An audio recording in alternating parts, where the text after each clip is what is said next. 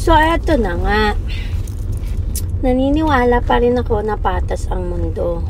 Like right now, there's a little bit, not a little bit, it's actually a lot of hardships sa earth, sa kahit na saang lupalop ng earth.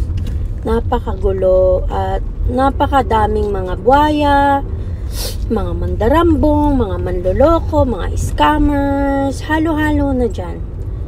Naniniwala pa rin ako na mayroong hustisya.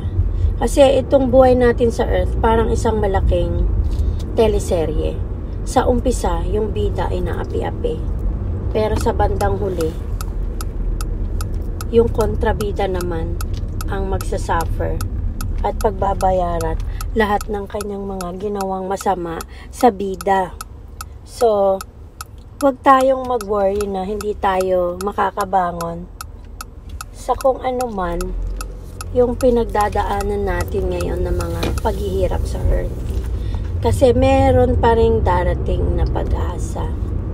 And yeah, we just have to have faith and trust na everything is gonna be okay.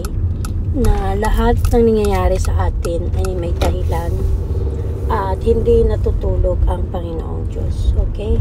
So, let's just